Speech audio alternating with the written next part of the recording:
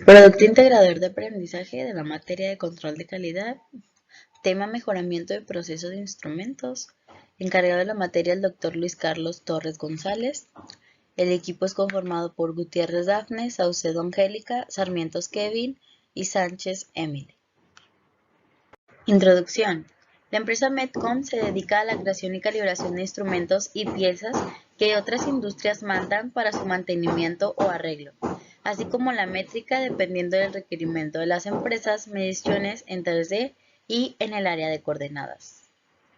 Planteamiento. Se tienen datos de grupos de diferentes piezas llamadas Small Pocket Bar. Cada grupo con 5 piezas de medida similar fueron cortadas a cierta medida específica dependiendo del grupo de pieza. Sin embargo, hay piezas que no cumplen con los parámetros de la pieza en milímetros. En esta diapositiva se muestran los datos que la empresa nos brindó. Hay unas cosas que eran confidenciales y por el mismo aviso de privacidad de la empresa no se pueden otorgar todos, pero aquí tenemos el número de piezas enumerados del 1 al 5 con sus respectivas medidas en milímetros. Análisis. 6 operadores medirán el grosor de 5 piezas Small Pocket Bar 4 veces cada operador, con el fin de mantener un control estadístico en las mediciones del mismo producto. Los parámetros bajo los cuales se trabajaron son a una temperatura constante de 28 grados centígrados y una humedad de aproximadamente 43%. Aquí, presentando el diagrama de causa-efecto, podemos ver que está la causa, que puede ser mano de obra, instrumento de medición, medio ambiente, material, método, medida. El efecto es el vernier, es nuestra piecita, la que queremos, el Small Pocket Bar, el que estamos analizando. Y, por ejemplo, en mano de obra puede ser mala capacitación, en instrumento de medición falla en calibración, medio ambiente variación de la temperatura, medida error de medición, método corte y seguimiento, material impurezas, mala calidad, etc. Las posibles fallas que puede presentar el producto, que decimos nosotros, puede ser una humedad variante, temperatura variante, mala interpretación de micrómetros, mala interpretación de decimales en la medida, falla en maquinaria de corte, falla alta de mantenimiento, calibración de los equipos y cambio de instrumento. A continuación vamos a presentar los datos que obtuvimos de Minitab para este proceso. Primeramente podemos observar lo que es el informe de resumen de medición, en donde pues observamos que la prueba de normal de Anderson-Darling nos indica que los datos pues no están siguiendo lo que es una distribución normal, esto cuando estamos utilizando un nivel de significancia del 0.05. Y también podemos observar un box plot que pues a primera vista podemos ver que es asimétrico, y esto quiere decir que puede que exista un punto atípico entre los datos que se nos fueron otorgados.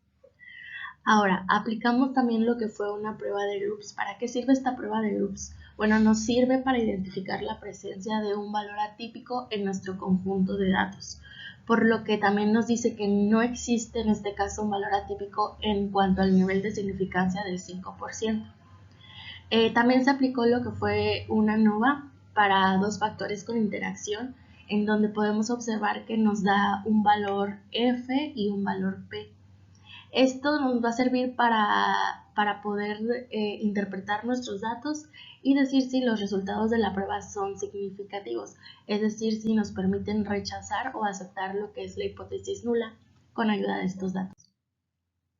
En cuanto a la gráfica de probabilidad de medición, podemos observar que estos no están siguiendo lo que nuestros datos no están siguiendo lo que es la línea, es decir, se salen de la línea de distribución ajustada, lo que nos puede indicar que el valor más grande o el valor más pequeño de los datos puede ser un valor atípico. En cuanto al histograma de medición, pues ya les había comentado, los valores se salen por mucho de lo establecido, y también tenemos lo que es nuestra gráfica XR. El proceso se encuentra en lo que cabe dentro de los límites de especificación, como podemos observar, debido a que tenemos una media de 43.12 y ningún punto se ha salido de los valores del límite superior o del límite inferior. Sin embargo, en el rango de la muestra tenemos una variación aceptable para la permitida, que es de más o menos 2 milímetros. También tenemos la gráfica de probabilidad de medición, lo que nos dice que la distribución normal con una media de 43.12 y una desviación estándar de 0.0002 no se ajustan adecuadamente a los datos de su muestra, debido a que estos puntos graficados pues se salen por mucho de la línea de distribución ajustada, como podemos observar, y el valor P se ubica muy por debajo de lo establecido, que es 0.010. Como podemos ver, tenemos un valor P de 0.005. Observaciones de la problemática. Bueno, una de las principales razones de la problemática es el proceso de la calibración, ya que en esta es donde se encuentra el fallo. Entonces, al momento de tomar las medidas y compararlas, nos dimos cuenta que en otros dos papers que se nos proporcionó eran diferentes. Y por eso se analizó la línea de datos sustentados por el calibrado, y ahí se logró identificar la falla, el que fue en el lector. Y posteriormente se realizó un análisis de la maquinaria digital. Solución a la problemática. El problema provenía del calibrador digital. Esto sucede ya que se postergó demasiado tiempo el mantenimiento de este equipo, y este se lleva a llevar estrictamente su cuidado, porque es de gran ayuda para medir muy precisamente al usar este aparato. Y pues al no darle este mantenimiento al conjunto de piezas como tornillos, etcétera, pues como que conforme a cada parte de este aparato, pues este puede presentar diferentes tipos de fallos, como por ejemplo pues, el desgaste de las piezas al estar en contacto sin este mantenimiento, pues ya presenta este tipo de fallos. Entonces al intercambiar las piezas del aparato, o también como en diferentes casos cambiar totalmente el aparato, pues ya se logró ver una diferencia en los resultados de producción, y esto así ayudándonos a tener otros datos registrados. Bueno, aquí están los datos ajustados dentro de los parámetros. En esta primera tabla, que es la tabla ANOVA de dos factores con interacción, nos arroja la prueba F, que es 3000.9308, de parte, operador 0.81 y parte de operador 1.04. Y ya después nos arroja las componentes de la varianza, que da una varianza total de 100, que es perfecto.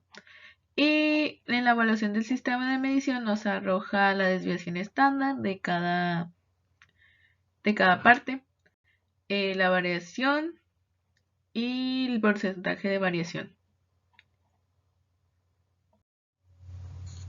Al momento de interpretar la gráfica de probabilidad de medición, en nuestro caso, bueno, primero hay que entender que la salida gráfica es una gráfica de probabilidades normales versus los datos. Y pues los datos que se eligen de la línea ajustada de una manera más evidente de los extremos, como podemos ver en la primera parte y en el último extremo. Bueno, para verificar esta tabla se usa la prueba de Anderson-Darling del valor P, que esto nos indica que a niveles mayores de 0,022 hay evidencia de que los datos no siguen la distribución normal. En nuestra tabla podemos ver que no sobrepasan esa cantidad, por lo cual sí sigue esta distribución de manera correcta, porque tenemos un valor de 0,005. Al observar el diagrama de torsión anterior que nos arrojó los datos, podemos observar la distribución que pues es asimétrica en estas etapas. Después de los ajustes y los cambios en los datos, podemos ver después una distribución más simétrica, podría decirse, la cual se requirió tomar los valores de la manera adecuada, anteriormente solucionando los problemas. Y como podemos ver, la manera derecha es como que queda la torsión de una manera más eficiente. Bueno, al observar la línea central de la gráfica, podemos observar que está en una medida de 43.12, etc. Y esto nos indica que el proceso está entre los límites. especificación. Por lo tanto, no podemos observar ningún punto fuera de los límites de control, lo cual es un proceso estable y se puede registrar, y la manera inferior al igual también es estable. Bueno, para entrar al tema de índices de capacidad, primero va a ser el indicador de la capacidad potencial del proceso, que es CP, CP es igual a variación tolerada entre variación real. Entonces, al hacer los cálculos, nos sale que el CP es de 1.62 y quiere decir que este proceso es adecuado. Para el índice de capacidad CPK, que es el indicador de la capacidad real de un proceso, CPK va a ser igual al mínimo de estas dos fórmulas, que es μ menos el valor inferior entre 3 sigma, y la otra fórmula es el valor superior menos el μ entre 3 sigma. Entonces el CPK va a ser de 1.25, que es el mínimo de la segunda fórmula. Y quiere decir que este proceso tiene capacidad satisfactoria.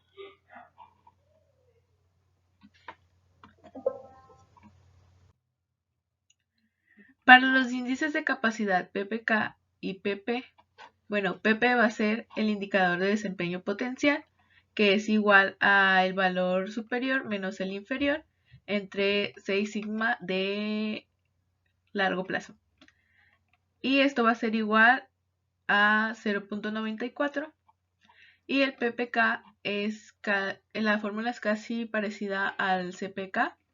Entonces va a ser el mínimo de las dos fórmulas, que es μ menos el valor inferior entre 3 sigma de largo plazo, y la otra va a ser el valor superior menos μ entre 3 sigma de largo plazo. Entonces PPK va a ser igual a 0.90, que es el mínimo de la segunda fórmula.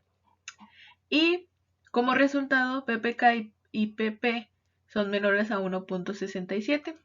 Se debe de priorizar la mejora de este proceso.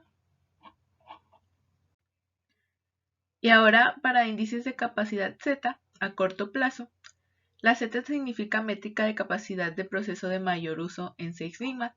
Entonces va a ser ZS, que es igual al valor superior entre menos μ entre sigma, y ZI, que es igual a μ menos el valor inferior entre sigma. ZS va a tener un resultado de 3.76 y ZI va a ser igual a 4.02. Y para saber la Z es el mínimo de estos dos resultados, entonces Z va a ser igual a 3.76.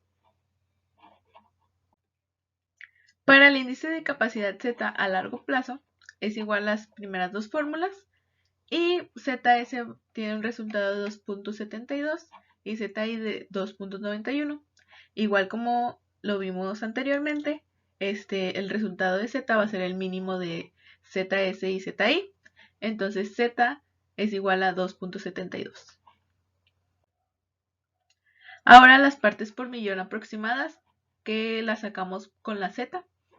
Entonces a largo plazo va a ser 68 partes por millón y largo plazo 4.118 partes por millón. Para concluir, en nuestro PIA, el detallado estudio estadístico aplicado a este proceso permitió detectar fallas en el calibrador digital, cuya corrección permitió mejorar los resultados de las mediciones, a las cuales se le sacaron múltiples índices de capacidad. Estos que a corto plazo indican un proceso satisfactorio pero que se tiene que mejorar. En cambio, a largo plazo se observan considerables deficiencias y por consiguiente se requiere mejorar el proceso lo más antes posible para que la fabricación de nuestro Smart Poker Bar no se vea afectado, lo cual permitirá tener un producto de mejor calidad. Muchas gracias por su atención. Este fue nuestro PIA.